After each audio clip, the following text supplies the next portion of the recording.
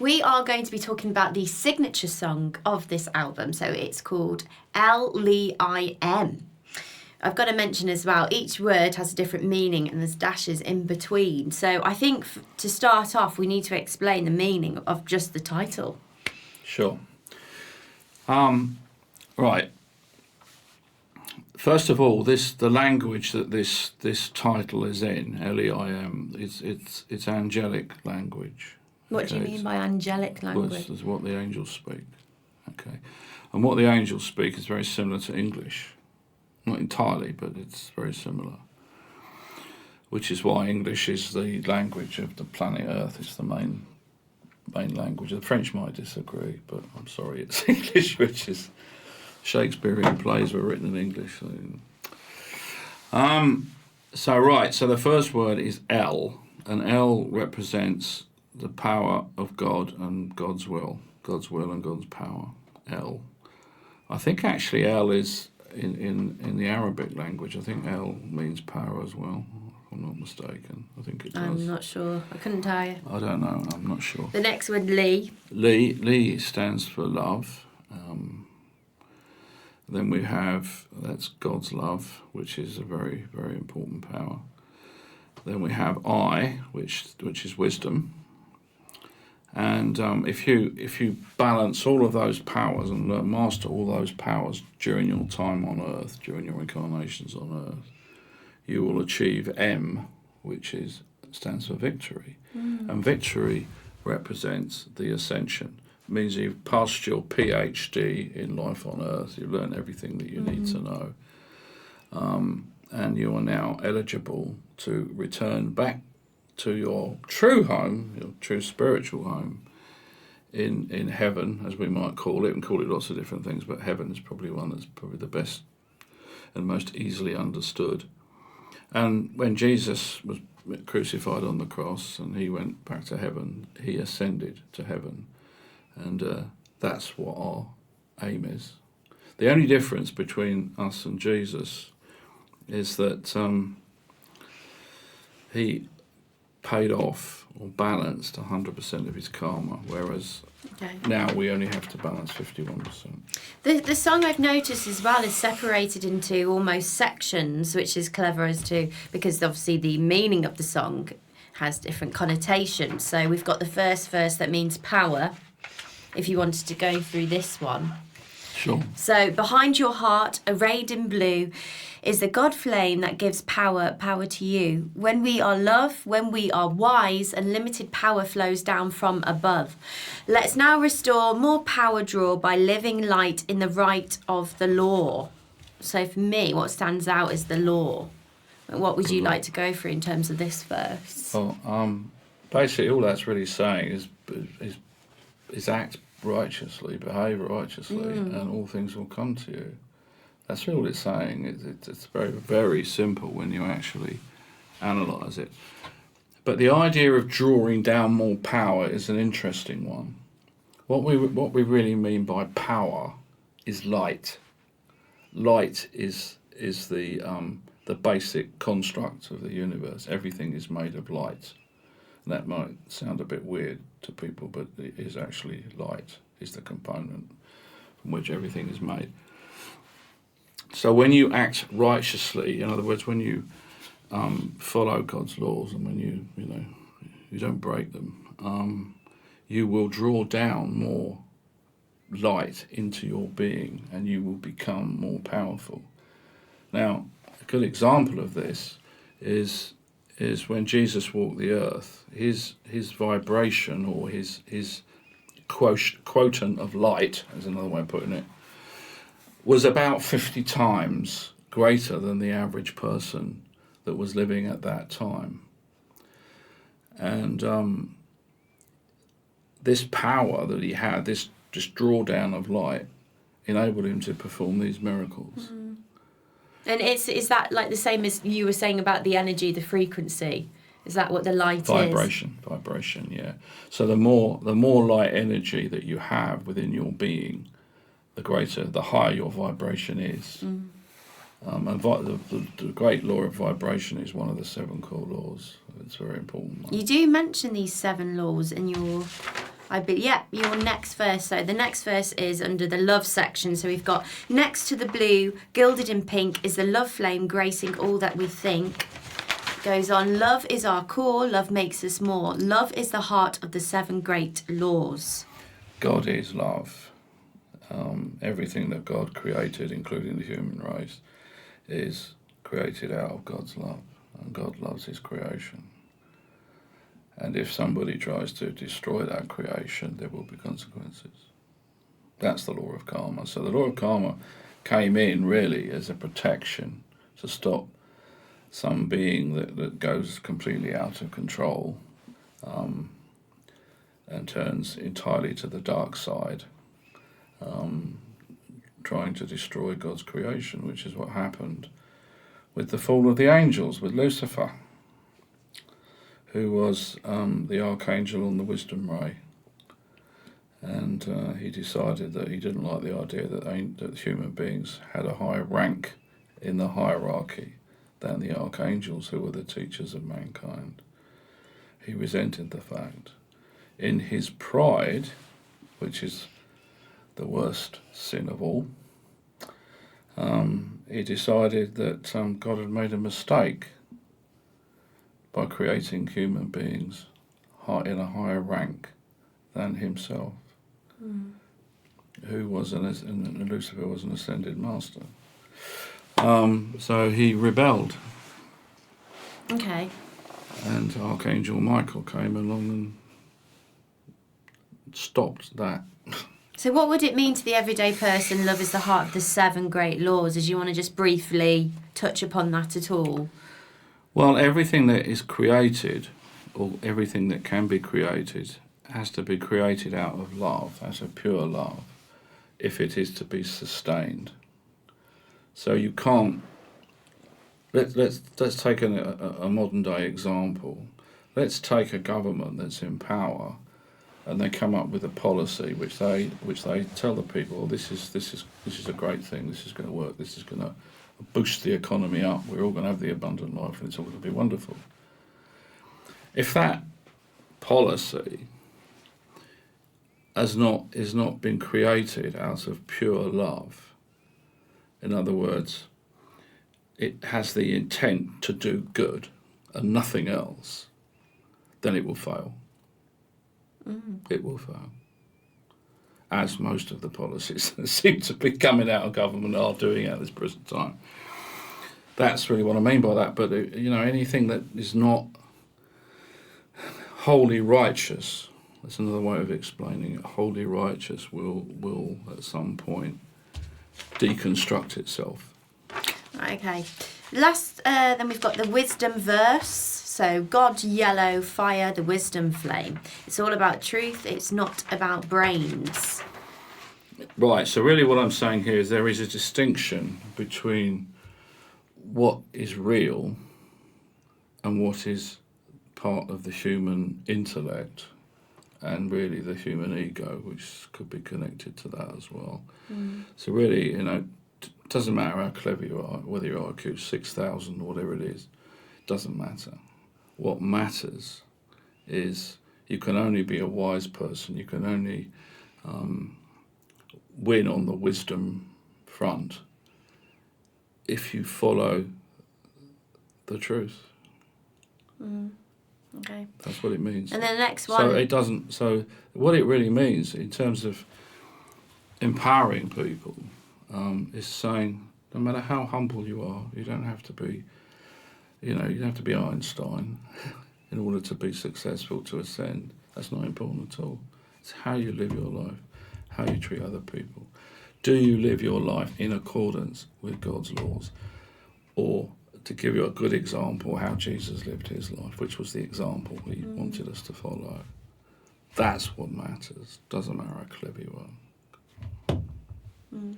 The next one does say truth, live by law, heart before head, follow the path where the masters once led. Truth does unfold, seek and you'll find. Illusion is lifted as higher we climb. So you did discuss the truth. Guess it's just. Let's break that down. There's a lot there. Can I just borrow? Yeah, you have it. Go for it. I did actually write these. Yeah. Right, let's have a look. truth, live by law. I think I've just said that. So if you follow the law, God's laws, and that's really a very important thing for people to find out, what are God's laws.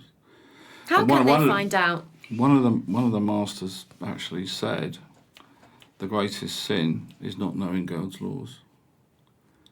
You know, find out how the world was created, understand it, and then you can become abundant using those laws through the understanding of those laws. Heart before head, everything starts here, goes up from here up to there. If you have pure thoughts, if your heart is pure, let's start again. If your heart is pure, and that purity rises up into your head, then you will have pure ideas, pure thoughts.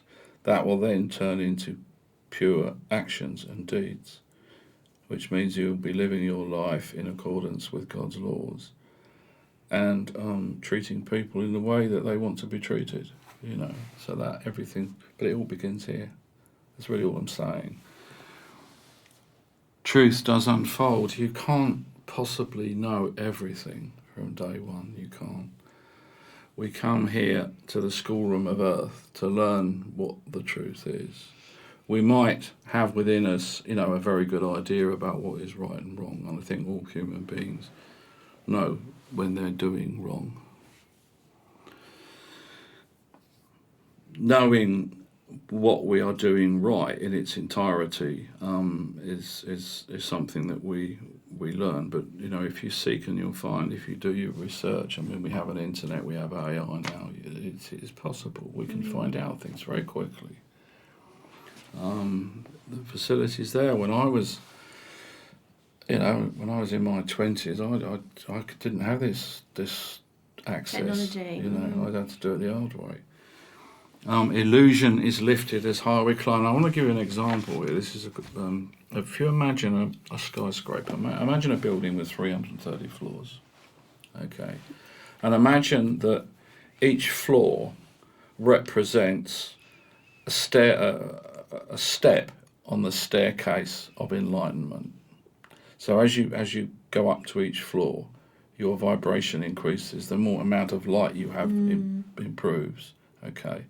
And you look out through the window, and at each successive floor you can see further and further and further. And when you get to the very top, my God, what a wonderful view. And that's probably the view that the Ascended Masters have. They've learnt everything, they can see everything. And you might have clouds on that building, and that's the veil of illusion, where you can't see everything. Because we live, in our lives, we live in a certain place. We have a job. We go to that job. We understand a small part of the world, which is the world that we live in. But if you were to sort of go into space, like the space people do, and you look out the window and you see the planet Earth, you can see the whole thing. You've got the big picture. So the higher you go up that building, the further you can see, the more that you can understand about what truth is and what life is all about. I guess people's question, how do you do that? You follow God's laws. You do what Jesus did. That's simple. Wow. It sounds complicated to me, but... right, the final verse is victory. And that is the final verse. Celebration. Let's look at the word. Celebration. It's victory. Without desiring, we are free. That's an interesting phrase. Without desiring, we are free. What do you think I mean by that? Again, I think if it's coming from an innocent love source rather than coming from a kind of egotistical, superficial influence, that's what I get from that. But well, this is really a reference to Buddha's teachings. He said that if you want perfection, you have to extinguish all desire within your being. So that when you don't want anything, you are then free. Because any want, any desire for something, whether it be a desire for money, whether it be a desire for food, certain types of food, desire for material goods, desire for things that we shouldn't do, drugs, whatever it is, those things hold us. They have a hold on us, and they steer us away from the true path, if you like. So if you can extinguish the desire for the things of this world, the material things, then you become spiritually free. What about if it was, say, you're following your dream, which I guess I can possibly relate to. My dream is to become... Well, I'm not going to go into it, but how does that kind of transcribe then? Because I guess a dream is a desire in a way, isn't it? It's if it was your mission when you came to Earth, when you incarnated, to do a certain job, to do a certain role, for which you will be helped from the spiritual realm and guided and all the rest of it, that's fine. That's fine. I'm not really talking about... I'm talking about attachments, things that... a drug addiction is probably the most graphic example I can give. If you're addicted to drugs and your whole entire life revolves around the next fix, what are you going to do? Where are you going, man? You're going down into the pit.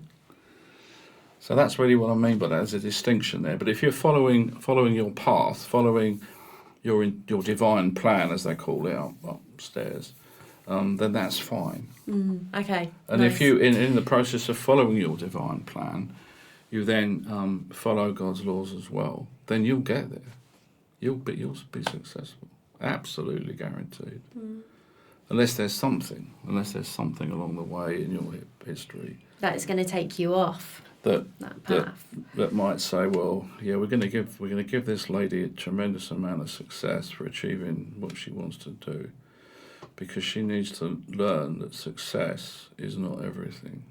It's not the be-all and end-all of life. No. So it might be that you have that great success, and then you realise, well, actually, I've striven all my life to achieve this, and where am I? Do I really have the happiness that I really want? Do I have the fulfilling life that I always wanted? Well, hopefully I will. I'm sure that you will. So, the next verse. Where were we? Selfless we are, yet standing tall. The greatest among us is the servants of all. Well, what better example could I give of the life of Jesus, or the life of Buddha, or the life of Gandhi, Mother Mary? Come on, we think of loads of people that followed that path, and they were the servants of all. They were the servants. They were selfless. They didn't think about themselves. They thought about, how can I help other people? How can I benefit their lives?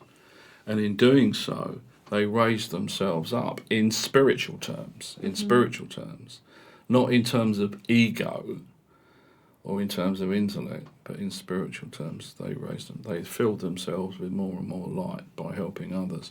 And that really is the future of this planet, because that's where we're going. The fifth dimension, we're in the third now, we're moving right now as I speak, we're moving into the fifth. That's where it's going to be. That's relevant. That's where we're going. Which would lead to the next verse, enlightenment. End of war, the aim of the game, the final score. Now, that is a very, very significant verse, which will become very, very clear by the end of the 11th song on this album. Which we will talk about later on in the interview. We will, indeed. We will. But it's a very significant one, because us human beings are here for a reason. planet Earth is here for a reason, and it has a universal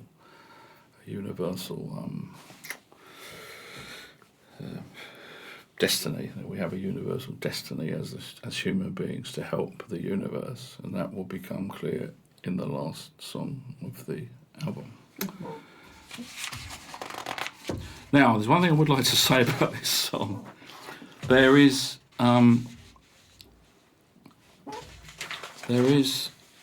12 verses in this song. There was originally 20. That is quite the song. 20 verses. So how long was the original song? 12 minutes 40 seconds. So Joe and I thought it was too long. So I said, well, we'll cut out a few verses then. So I just went through with a pen. Said, well, that can go, that can go. I mean, it makes sense. You can talk a lot, can't you? So I guess. You can also. I can, yeah. So it's now just over. It's about 7:40, about 7 minutes 40 seconds. So What's the kind of musical style of this song? It's electronic dance music. Electronic dance. See, that so you can boogie to this one. You can boogie to this one. You can. Yeah. Can you imagine it in, say, Ministry of Sound or? Yeah, absolutely. You can. Is that what is the Absolutely. aim actually? Where do you aim for this album to be played? We haven't actually talked about that yet. Everywhere. Everywhere. Everywhere. Where, if you can close your eyes and visualise where this, have you got a specific place or location?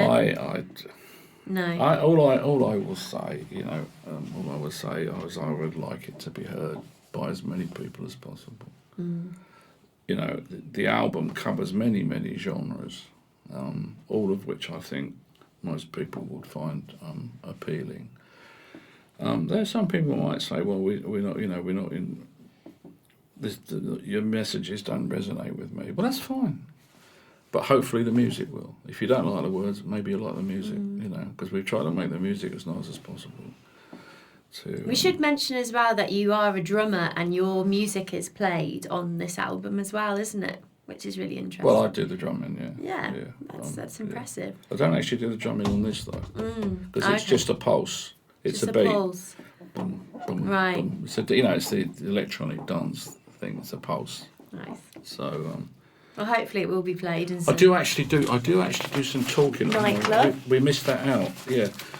There is actually a small section in the song. So a narration, like a narrative kind of. Yeah, I talk it. Yeah. Well, give us a little rendition. It's it's in a time before Eve we upheld God's laws, but then came the fall of angels and all. Our powers fell away, dark forces held sway. Now it's time to raise our God flames again. Really, all that means is that many, many, many thousands of years ago on Earth, there was a race of beings who were sort of like the first humans, if you like, the humanoid beings, who actually did ascend. They did learn their lessons, and then I'm going back hundreds of thousands of years now.